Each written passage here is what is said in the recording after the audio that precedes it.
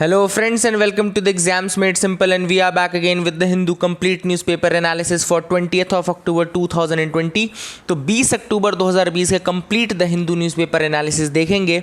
Before we start, अगर आपको video पसंद आती है तो प्लीज़ उसको लाइक कर दिया करिए एंड शेयर कर दिया करिए। These are the two things that we ask for you from you, तो ये आप कर सकते हैं। इसके अलावा नीचे कमेंट और डिस्क्रिप्शन में हमारी सोशल मीडिया प्लेटफॉर्म्स की लिंक है, so join us there also.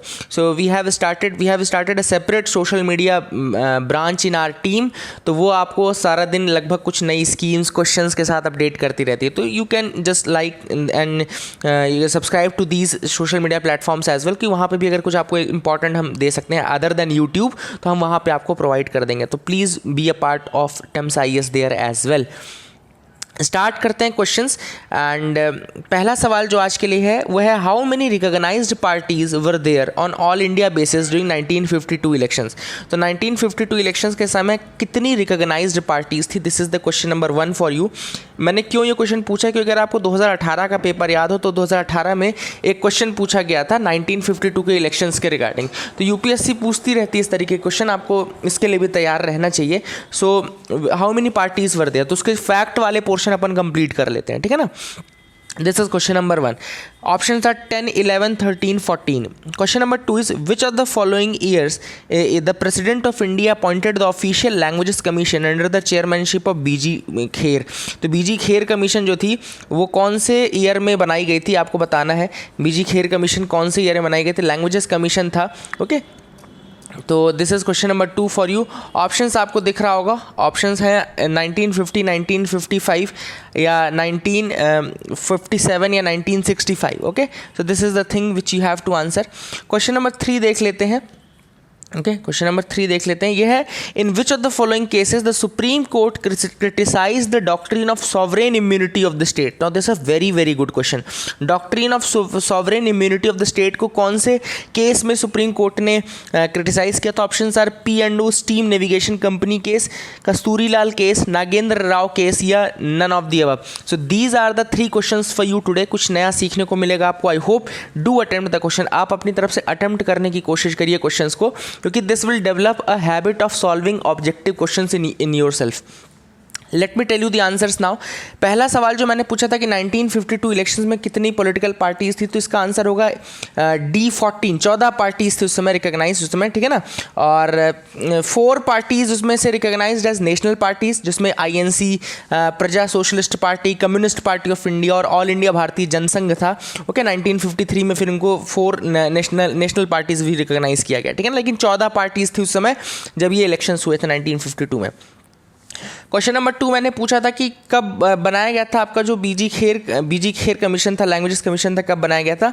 So appointment हुआ था बीजी खेर कमीशन का 1955 में, ऑफिशियल लैंग्वेज कमीशन थी ये, है ना। एंड इसने अपनी रिपोर्ट 1956, एक साल बाद यानी 1956 में इसने अपनी रिपोर्ट दे दी थी लैंग्वेजेस के रिगार्डिंग, ठीक है ना। तो this is the answer to this. Third question जो मैंने आपसे पूछा है, this is a very very good question. ये कौन से केस में सुप्रीम कोर्ट ने क्रिटिसाइज़ किया था सॉवरेन इम्यूनिटी के डॉक्ट्रिन को? तो ये एक इंपॉर्टेंट है कि 1994 का केस है, Nagendra Rao case. Answer for this will be Nagendra Rao case, 1994 का केस है।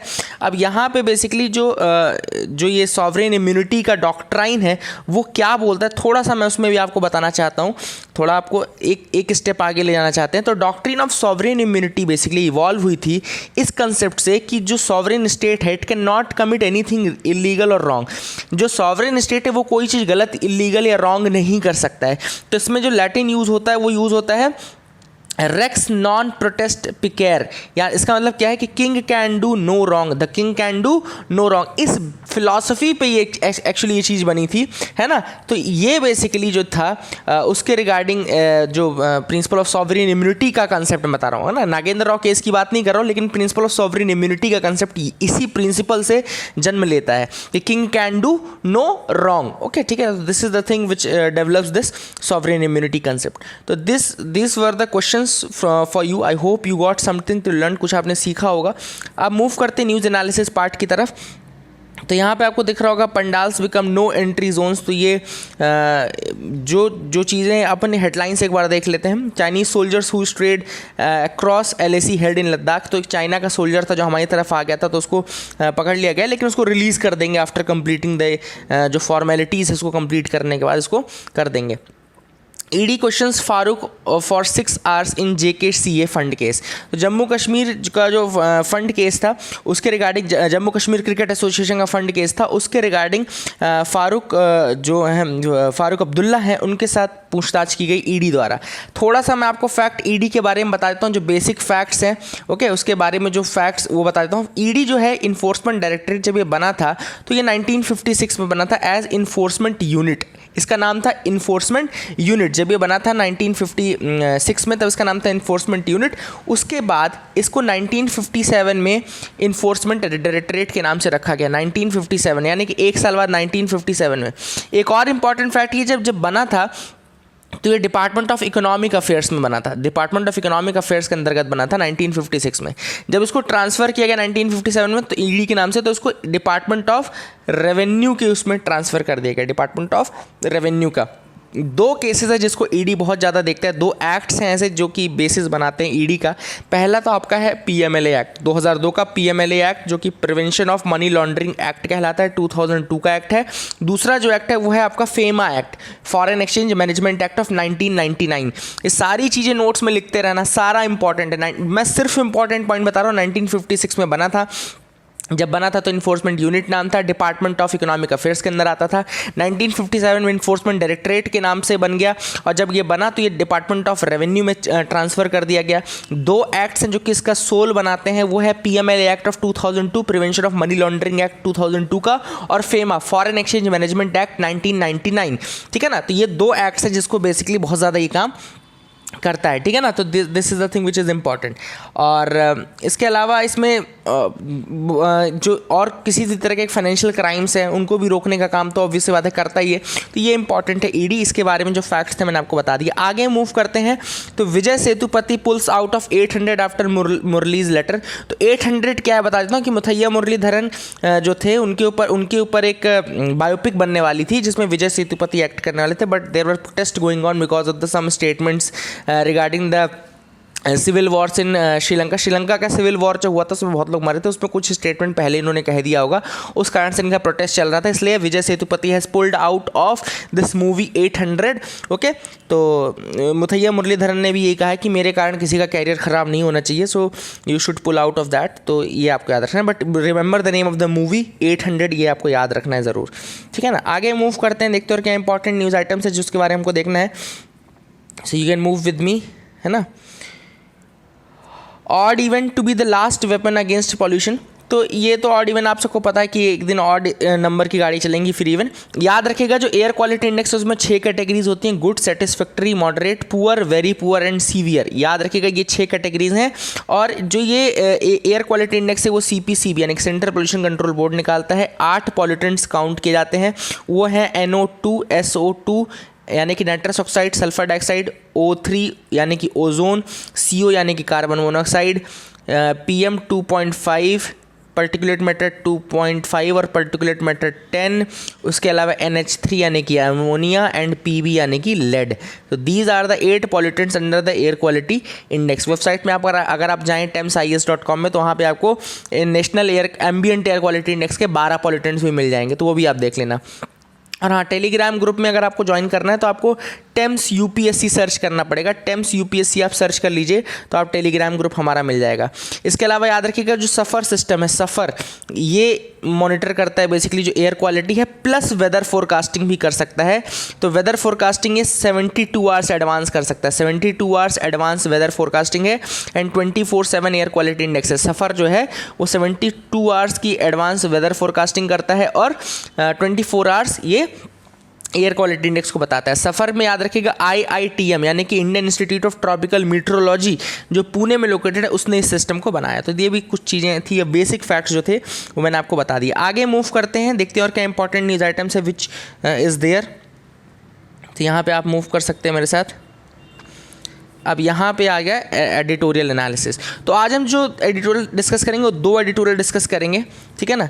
तो पहला एडिटोरियल है यहाँ पे dormant but waiting to strike, और दूसरा जो हम डिस्कस करेंगे वो करेंगे many gains in fighting HIV। इसका रीज़न क्या है, क्योंकि ये वाला देखो Nitish claim in Bihar reality, ये स्टेट लेवल का है, इसको हम डिस्कस नहीं करेंगे। नीट चैलेंज हम डिस्कस नहीं करेंगे, फिर कोविड-19 डिस्कस नहीं करेंगे। Love in the time of polarization, ये एक्चुअली इसको थोड़ा बहुत बता दूंगा मैं, इसके बारे में बेसिक आइडिया आपको दे दूंगा कि क्या है ये।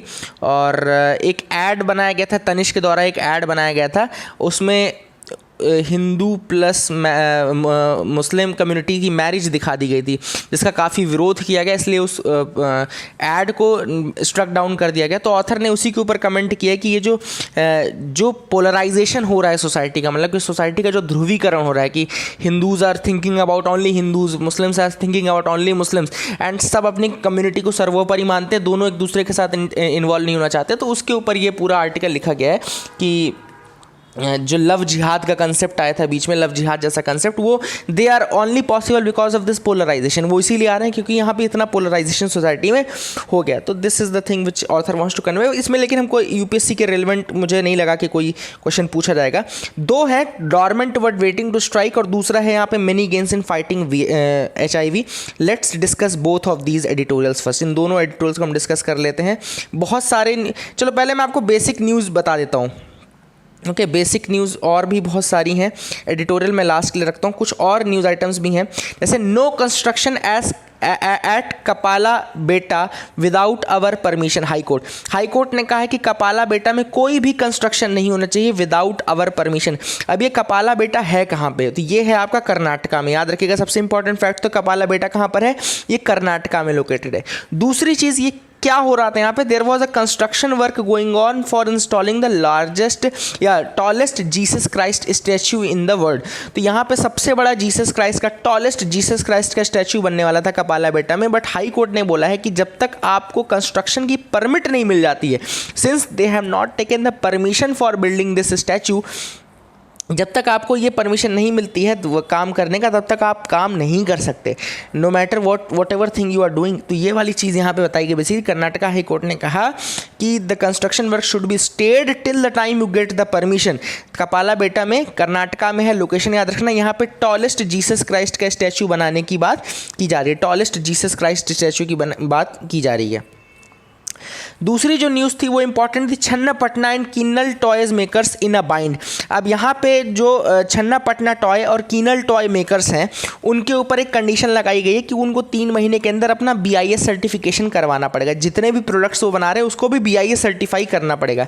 अब BIS क्या है, BIS है एक नेशनल स्टैंडर्ड बॉडी इंडिया की, ठीक है ना, जो कि कैसे बनाई गई थी, under the BIS act of 2016 का BIS एक्ट था, उसके अंतर्गत आपका BIS बनाया गया था एक बॉडी उसको नेशनल स्टैंडर्ड। देखो BIS तो वैसे बहुत पहले से है, जो हमारा इंडियन स्टैंडर्ड था उसके अंतर्गत BIS बहुत पहले से है, लेकिन 2016 के बाद 2016 में जो एक्ट आया BIS एक्ट, उससे फिर फॉर्मली BIS को एक नेशनल स्टैंडर्ड बॉडी के रूप में सेटअप किया गया है। याद रखिएगा 2016 में BIS एक्ट आया था, उसके थ्रू इसको ऑटोनॉमस एक इंस्टीट्यूट, नॉट ऑटोनॉमस, एक इंस्टीट्यूशन बनाया गया जो कि इस तरह के स्टैंडर्ड मैनेजमेंट का काम करेगा। तो इसके 2 काम मेन है, एक तो है स्टैंडर्डाइजेशन, स्टैंडर्ड सेट करता है किस प्रोडक्ट का कैसा होगा, then marking and quality certification. एक तो स्टैंडर्ड सेट कर दिया, दूसरा ये देख लिया कि उस स्टैंडर्ड पे कोई चीज़ मैच कर रही है कि नहीं कर रही है, मतलब उसकी क्वालिटी सर्टिफिकेशन भी कर दिया, ठीक है ना। अब ये कैसे हेल्प करता है, तो it helps in providing a safe, reliable and quality goods, it helps in minimizing the health hazards to consumers, it helps in promoting exports and import substitute, it helps in controlling over the proliferation of varieties। मतलब कि एक तरह से जो बहुत सारी mushrooming होती है ना, उसको रोकने का भी काम करता है। कैसे काम करता है, क्योंकि स्टैंडर्डाइजेशन से के उसके पैरामीटर्स में टेस्ट करता है। अब अभी जो रिसेंट अमेंडमेंट्स किए गए उसमें कुछ नए एरियाज आइडेंटिफाई किए गए थे स्टैंडर्डाइजेशन के लिए, जैसे कि alternate fuels, e mobility, medical devices, smart cities, digital technologies और न्यू एंड रिन्यूएबल एनर्जी। तो इन सारी चीज़ों का भी स्टैंडर्डाइजेशन अब किया जाएगा। तो ये भी याद रखना कि ये सारे कैटेगरीज में इंक्लूडेड हैं उसके अंदर स्टैंडर्डाइजेशन के लिए। अब 2016 में जो एक्ट आया उसमें कुछ इंपॉर्टेंट इनिशिएटिव्स और भी लिए गए, जैसे कि gold jewellery and gold artefacts की हॉल मार्किंग की जाए, then silver jewellery and silver artefacts की हॉल मार्किंग की जाए। अगर आप इसको फॉलो नहीं करते तो पीनल प्रोविजंस भी स्ट्रिंजेंट कर दिए गए, ठीक है ना। तो ये तो मैंने आपको BIS के बारे में बता दिया। अब मैं आपको थोड़ा सा छन्ना पटना टॉयज़ और किन्नल टॉयज़ के बारे में बता दूं। तो देखो छन्ना पटना टॉयज़ बेसिकली जो हैं वो GI टैग उनको मिला हुआ है फ्रॉम द गवर्नमेंट, मतलब कर्नाटका में वो बनाए जाते हैं। They are located in Karnataka, याद रखिएगा। इसी तरीके जो किन्हल टॉयज़ हैं इनको किन्नल टॉयज़ या किन्हल टॉयज़ भी कहा जाता है। They are also from Karnataka and they are also have been awarded the GI tag. इन दोनों को GI टैग अवॉर्डेड है। BIS का ये कहना है कि भैया आप अपने जो प्रोडक्ट्स बनाते हो उनको भी अब आप BIS सर्टिफाई करवा करके रखो। अगली जो न्यूज़ इंपॉर्टेंट है वो है Australia will take part in the Malabar naval exercises. तो ऑस्ट्रेलिया जो है वो मालाबार नेवल एक्सरसाइजेस का पार्ट बनेगा, हिस्सा बनेगा, ठीक है ना। और इसमें सबसे इंपॉर्टेंट चीज़ तो ये है, मेंबर्स सबसे पहले क्वाड ग्रुप के कौन कौन से हैं, तो India, Japan, USA, Australia, 4 countries है जो कि मेंबर्स हैं आपके क्वाड ग्रुप की। India, Japan, USA, Australia. And Australia ने मेंबरशिप के लिए अप्लाई किया था मालाबार एक्सरसाइजेस के लिए। देखो क्वाड ग्रुप की जो बनने की मुहिम थी वो जापान ने इनिशिएट की थी 2007 में। मेजर क्या रीज़न है क्वाड ग्रुप बनाने का, तो कई लोग इसको बोलते हैं एंटी चाइना ग्रुप, इसको एंटी चाइना ग्रुप बोला जाता है। कई लोग उसको NATO ऑफ द इधर NATO अगेंस्ट चाइना भी बोलते हैं, NATO अगेंस्ट चाइना भी कहा जाता है इसको। लेकिन क्वाड ग्रुप बनने का अगर आपको मैं मेजर रीज़न पूछूं कि क्या है, तो उसका मेजर रीज़न है एशिया पैसिफिक को फ्री करना। एशिया पैसिफिक जो रीज़न है, एशिया पैसिफिक रीजन क्या है, जैसे मान लो जैसे ये अपन इंडिया की बाउंड्री है, ठीक है ना। इधर साइड ये ऑस्ट्रेलिया वाला रीजन है, इधर साइड इधर यहाँ आपका जापान और ये वाला रीजन है, इधर आपका थोड़ा अफ्रीका वाला रीजन है, ठीक है ना। तो ये जो रीज़न पूरा बनता है ना, ये आपका एशिया पैसिफिक का रीज़न बनता है। फिर से देख लो, मैं बता देता हूँ। जैसे देखो इस तरीके से अपना इंडिया का आएगा, ठीक है। फिर यहाँ पे आपका इस तरीके से यहाँ पे ऑस्ट्रेलिया आता है, ठीक है। इधर आपका म्यांमार, फिलीपींस, ये सारी चीज़ें आती हैं, ठीक है। और इधर आपका जापान और ऊपर ये चाइना वाइना भी इधर आएगा, इधर साइड आता है। देन इधर आपका थोड़ा इधर अफ्रीका की बाउंड्री आती है। तो ये जो इस तरीके से जो एक सर्कल बनता है, ये इन जो ओशंस के बीच में जो पार्ट बनता है, ये आपका एशिया पैसिफिक वाला रीजन आता है, ठीक है। ये आपका एशिया पैसिफिक का रीजन आएगा। यहाँ पे जितनी भी कंट्रीज़ हैं, जो आइलैंड ग्रुप्स हैं, बेसिकली उन सब में फ्री नेविगेशन होना चाहिए। जैसे यहाँ पे सबसे बड़ा इशू क्या है, साउथ चाइना सी में स्प्रैटले, पैरासिल, स्कारबोरो शोल, वहाँ पर चाइना का जो डोमिनेंस बढ़ता जा रहा है, उसको रोकने के लिए बेसिकली कहना चाहिए कि एक तरीके से ग्रुप बनाया गया है। It's not an anti China group, but it's an group for promoting peace and stability in the Asia Pacific region. तो मैं आपको रीजन बता रहा हूँ एग्जैक्टली, ठीक है ना। तो अब मालाबार एक्सरसाइज में ऑस्ट्रेलिया भी पार्टिसिपेट करेगा। The WHO has release the global tuberculosis report 2020। तो WHO ने ग्लोबल ट्यूबरकुलोसिस रिपोर्ट 2020 रिलीज कर दी है। सबसे इंपॉर्टेंट फैक्ट तो आपको ये पता चल गया कि जो ग्लोबल ट्यूबरकुलोसिस रिपोर्ट उसको कौन पब्लिश करता है, तो WHO यानी कि वर्ल्ड हेल्थ ऑर्गेनाइजेशन पब्लिश करता है। अब ये कब से पब्लिश हो रही है, ये 1997 से पब्लिश हो रही है। This has been in publication since 1997, 1997 से हो रही है। पर्पस क्या है, पर्पस है to provide a comprehensive and up to date assessment of the tuberculosis epidemic and progress in prevention.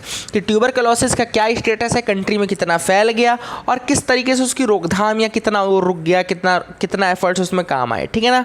तो अब जो ग्लोबल ट्यूबरकुलोसिस रिपोर्ट आई है उसमें क्या पता चला है कि टीबी केसेस जो हैं globally, they have an estimated 10 million people fell ill with TB in 2019 के 10 मिलियन लोगों को तो टीबी 2019 में हुआ, ठीक है ना। और ये नंबर बहुत स्लोली डिक्लाइन कर रहे हैं, मतलब बहुत ज़्यादा कंट्रोल नहीं हो पाया है। डेथ ड्यू टू टीबी देखा जाए तो there were estimated 1.2 million TB deaths among HIV negative people in 2019। थोड़ा सा रिडक्शन ज़रूर देखने को मिला है, लेकिन there has been instances of death as well. Important चीज़ याद रखिएगा कि टीबी एक कैसी डिसीज़ है, एक बैक्टीरियल डिसीज़ है, ठीक है ना। याद रखिएगा टीबी वायरस से नहीं होता, TB is a bacterial disease जिसको माइकोबैक्टीरियम ट्यूबरकुलोसिस कहा जाता है। तो कई बार ऐसा भी आपसे कंफ्यूज, जैसे डेंगू एक वायरल डिसीज़ है, डेंगू एक वायरल डिसीज़ है, लेकिन डेंगू आपको समझ में आएगा जैसे नाम से ही लगता है यार बैक्टीरियल डिसीज़ है, जैसे है ना, लगता है ना। और जैसे आपका कॉलरा भी एक बैक्टीरियल डिसीज़ है, विब्रियो कॉलराई से होता है ना, एक वायरल डिसीज़ है। जैसे माइकोबैक्टीरियम हो गया तो ट्यूबरकुलोसिस एक बैक्टीरियल डिसीज़ है। डेंगू जरूर एक वायरस से होती है, ठीक है ना, डेंगू वायरस से होता है। इसके अलावा चिकन पॉक्स एक वायरल डिसीज़ है, चिकन पॉक्स एक वायरल डिसीज़ है, वो वायरस से होता है, ठीक है ना। तो ये आपको थोड़ा सा ये भी पता रहना चाहिए क्लासिफिकेशन। बल्कि मैं चलो आपको एक होमवर्क दे देता हूँ, एक होमवर्क आप लोग करके रखना कि जितनी भी वायरल, जितनी भी बैक्टीरियल, जितनी भी फंगल, जितनी भी पैरासिटिक डिसीजेज़ हैं उनके नाम आप एक टेबल बना करके, टेबल आप वर्ड डॉक्यूमेंट बनाओ, दैट आई विल प्रीफर, क्योंकि मैं उसके नोट्स में ऐड कर दूंगा। तो मुझे वो नोट्स बना करके आप सेंड करो theexamsubmitsimple@gmail.com में। I will personally look and मैं बिल्कुल आपको वो उसका क्रेडिट भी दूंगा। तो please do send us that as well कि कौन सी बैक्टीरियल, कौन सी वायरल, कौन सी फंगल, कौन सी डिसीजेज है। I will check that once और उसके बाद मैं उसको अपडेट कर दूंगा। तो ये आपके लिए होमवर्क हो जाएगा, आपका कंट्रीब्यूशन भी हो जाएगा। आप हमको कंटेंट भेजते रहा करो, कभी कभी ऐसे जैसे आपको कोई चीज़ मिलती है ना, नहीं कि अच्छी नोट्स मिल गई या कुछ अच्छा मिला, तो डू सेंड अस दैट, ये आपके लिए रहता है, आप बिल्कुल भेज सकते हैं। That you also become a part of the exam submit simple only. तो यहाँ पे एडिटोरियल्स तो मैं डिस्कस करूंगा, लेकिन उसके पहले एक लास्ट न्यूज़ आइटम और है, 10,000 crore scheme for agricultural cooperatives. तो एग्रीकल्चरल कोऑपरेटिव्स के लिए एक 10,000 करोड़ लोन की स्कीम बनाई गई है। याद रखिए इसका नाम है Ayushman Sahakar scheme, very very important, Ayushman Sahakar scheme. आप सबको पता होना चाहिए कि कोऑपरेटिव्स को हिंदी में सहकारिता कहा जाता है ना, सहकारी कहा जाता है। तो उसी के नाम पे ये आयुष्मान सहकार स्कीम बनाई गई है। It's the 10,000 crore loan scheme basically. तो एग्रीकल्चर कोऑपरेटिव्स जो रहेंगे, एग्रीकल्चर के लिए जो कोऑपरेटिव्स बनाए जाएंगे, they will be able to access a 10,000 crore fund for creation of health infrastructure. तो यहाँ पे जो बेसिकली आपका जो ये एग्रीकल्चरल कोऑपरेटिव्स हैं उनको 10,000 करोड़ का दिया जाएगा for creation of health infrastructure, ठीक है ना। तो नेशनल कोऑपरेटिव डेवलपमेंट कॉरपोरेशन, याद रखिएगा, नेशनल कोऑपरेटिव डेवलपमेंट कॉरपोरेशन जो है उसने इसको रोल आउट किया है। अब नेशनल, आपके दिमाग में आ रहा होगा कि ये नेशनल कोऑपरेटिव डेवलपमेंट कॉरपोरेशन क्या है।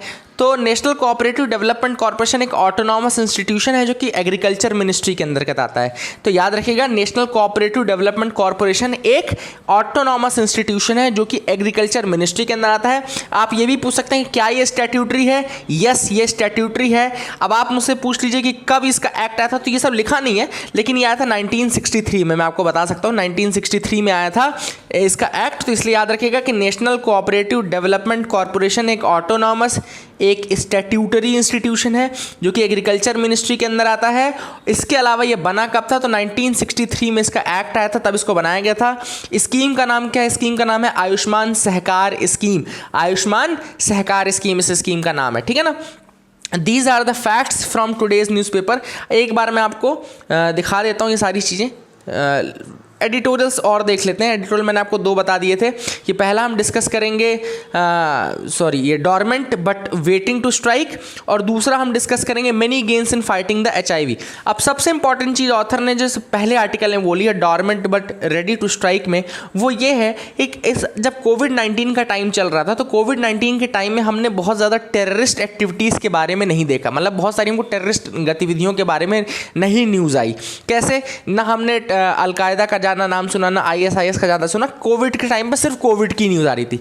ऑथर ने कहा तो क्या इसका मतलब ये मान लिया जाए कि टेररिस्ट्स हैव बिकेम इनएक्टिव? तो ऑथर ने कहा no, they have not become inactive, they have become dormant.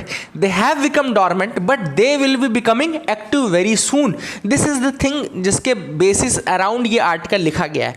अब ऑथर का क्यों ऐसा मानना है कि कोविड-19 के बाद ये फिर से एक्टिव होंगे? तो उसके बहुत सारे रीजंस हैं, बहुत सारे रीजंस हैं उसके। सबसे पहला रीजन ये है, ऑथर ने कहा है कि बिकॉज ऑफ द कोविड-19 many people have been rendered unemployed and poverty has stricken to a large amount of population. बहुत प्यारी चीज़ ऑथर ने बोली है।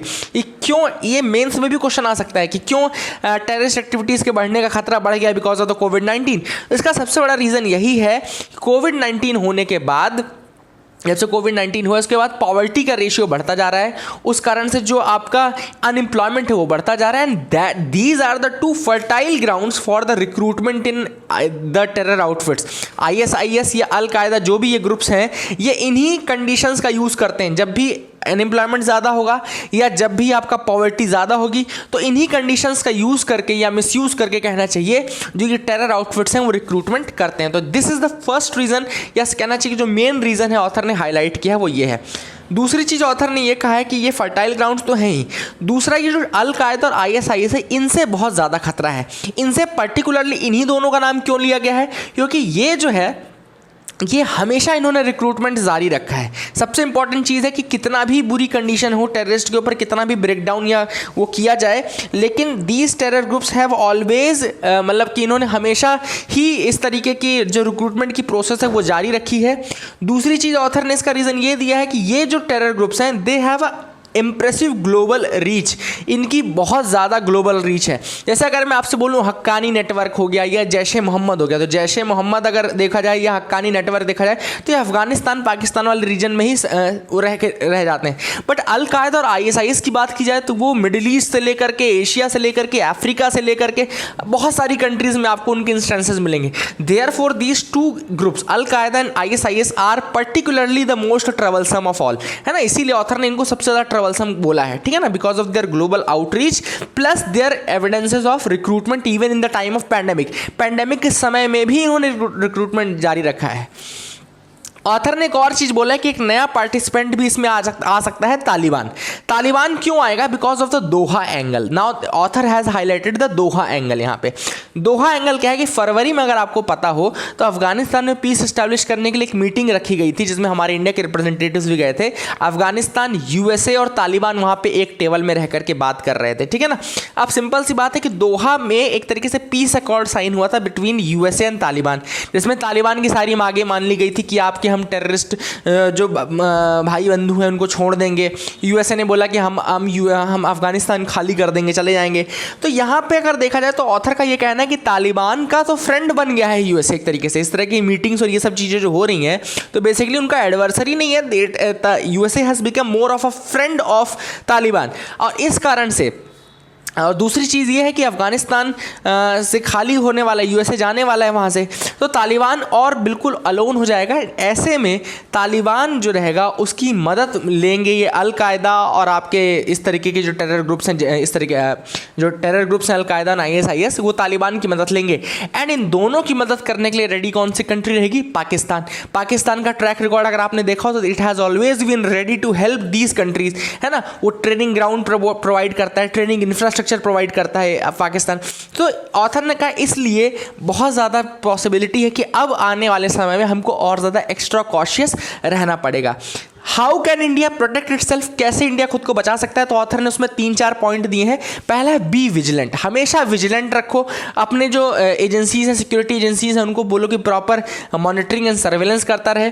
दूसरी चीज़ है we should not down play any threat of the terror group. हमको ये नहीं सोचना चाहिए कि अभी तक 5-6 महीने कोई न्यूज़ नहीं आई तो आगे भी कुछ नहीं होगा, है ना। तो we should not down play this terror group. Third है we should have proper coordination between the security agencies. वो बहुत इंपॉर्टेंट है क्योंकि कई बार ऐसा देखने को मिला है कि सिक्योरिटी एजेंसीज का कोऑपरेशन कोऑर्डिनेशन प्रॉपर नहीं है और पता होते हुए भी हम एक्ट करने में असफल रहे हैं। तो मतलब पता चल गया लेकिन फिर भी हम एक्ट नहीं कर पाए।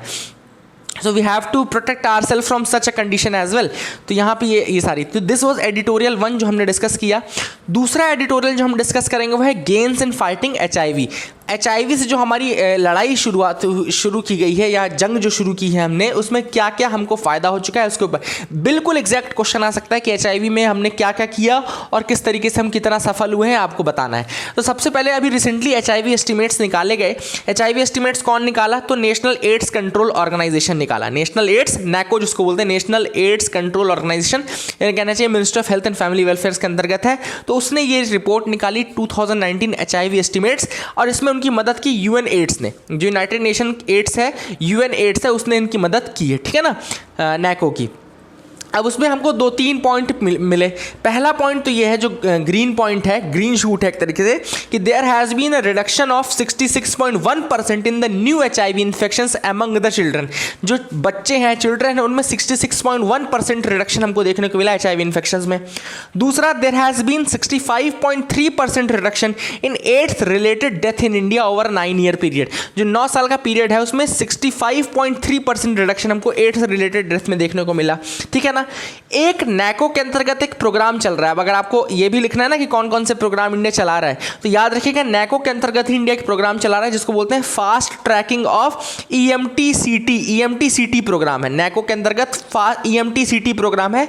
EMTCT क्या है? Elimination of mother to child transmission. Suppose अगर मदर को है HIV एड्स और वो प्रेग्नेंट है, तो किस तरीके से बच्चे को एड्स से बचाया जाए, उसके लिए EMTCT है, यानी कि elimination of mother to child transmission. जब आप आंसर राइटिंग करेंगे तो उसमें आपको ये सब चीज़ें मेंशन करनी पड़ेगी EMTCT के बारे में। ठीक है ना। इसको अभी जून 2019 में इसका प्लान आउटलाइन किया गया था, एक्शन प्लान, कि क्या क्या चीज़ इसके अंतर्गत की जाएगी elimination of mother to child transmission के लिए। तो 2010 से लेकर के 2019 तक देखा जाए तो इंडिया ने काफ़ी प्रोग्रेस की है मदर टू चाइल्ड ट्रांसमिशन को रोकने के लिए, और EMTCT के अंदर उसको और ज़्यादा फास्ट ट्रैक करना है, तो कि ताकि जो भी आने वाले समय में और केसेस या इंस्टेंसेस हैं उनको रोका जा सके।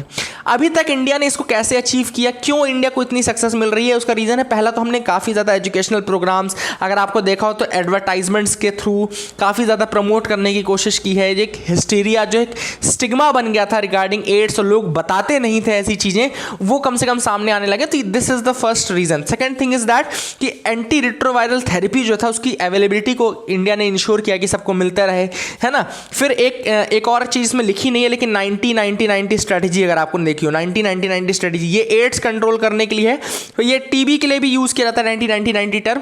तो ये स्ट्रैटेजी काफ़ी काम रही कि 90% लोगों को पहले तो पता किया जाए कि कौन कौन है, डायग्नोसिस किया जाए 90% लोगों का, और 90% में से उनके 90% जो आए उनको ART दी जाए, उनको उनका वायरल लोड मतलब वो किया जाए, और 90% को फिर उसमें उनको प्रॉपर थेरेपी प्रोवाइड की जाए। तो ये 90-90-90 स्ट्रैटेजी है।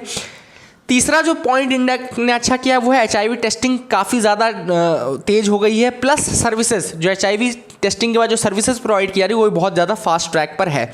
लेकिन फिर भी इंडिया को और ज़्यादा ज़रूरत है कि और ज़्यादा टेस्टिंग करे, और ज़्यादा ट्रीटमेंट इनिशिएशन किया जाए, एंड तभी इस चीज़ कम हो पाएगी। ऑथर ने यह भी कहा है कि अगर हम चाहें 2030 तक, अगर उसके पहले नहीं तो 2030 तक तो हम इसको एलिमिनेट करने में सफल हो ही सकते हैं। तो that is it for the day friends. I hope you like our video. Please do like, share and subscribe. Keep loving us, keep sharing us. Thank you and have a nice day. आप लोग को एक बार paper में भी दिखा दूं क्या मैं कि क्या क्या चीज़ें हैं, है ना। Let me tell you in the paper as well. तो अगर आपको ये तो नहीं लग रहा कि कुछ चीज़ छोड़ी हमने, तो हमने कोई चीज़ छोड़ी नहीं है। I haven't release missed any thing, ठीक है ना। जो भी न्यूज़ इंपॉर्टेंट है एग्जाम पॉइंट ऑफ व्यू से वो देखना ज़रूरी है। इसमें ऐसे अभी कोई ऐसी न्यूज़ नहीं आई है जो कि इंपॉर्टेंट हो और मैंने ना बताई हो, तो इसको बिल्कुल ये मत सोचना कि मैंने कोई चीज़ मिस की है। Everything is there. जैसे ये देखो, मालाबार हमने डिस्कस किया, तो ऑस्ट्रेलिया मालाबार की ये न्यूज़ आइटम थी यहाँ पे, मालाबार वाली, ठीक है ना। बल्कि कुछ चीज़ें इसमें जो नहीं थी वो भी मैंने डिस्कस कर लिया। तो that is from my side, मैं अपने से भी करता रहता हूँ, ठीक है। और यहाँ पर आपने देख लिया होगा, ठीक है। सो दिस इज़ द थिंग जो कि यहाँ पे नहीं थी, वो भी मैंने डिस्कस किया है। मेजरली तो यहाँ पे नहीं थी, मुझे लग रहा है ज़्यादा न्यूज़ थी भी नहीं। That is it for the day. Thank you and have a nice day friends.